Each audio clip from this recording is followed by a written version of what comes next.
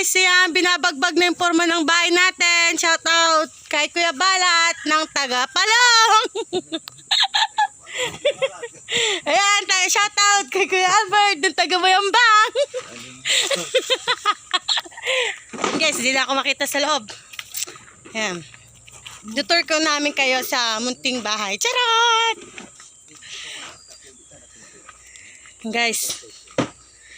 Ayan, malit lang yung kwarto namin, guys. Kasi tag-isa kami ng kwarto. Kay Albert, malit lang yung kwarto namin kasi tag-isa kami ng kwarto. Ayan, guys, yung lababo namin. Ito nga. Ha? Kaya baka naabangan na. Building. Hindi, may iskaputunan. Hinor. May hindi ko puno sa nago. Hinor. Ang baga si Ken. Patay, hindi ba ba? Ay? Putunan? Roderick. Jai. Tawag ko ni Rimar. Guys, papakita ko sa inyo yung view niya. Bali dito na part is yung terrace namin. Pero to follow na siya kasi wala nang budget.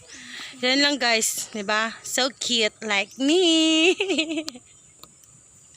Yan nga pa yung kasama ko for today's video. Shout out kay Abigail Trinidad Mejia. Yan guys, may kalamansi kami doon. Nakikita niyo yan. Kalamansi yan. Ito. Bali dyan, tatanim ako ng mga gulay para makatipid sa pang-araw-araw na ulam. Ayan, dito nga pala yung guava farm namin. Ay guys. Ayan.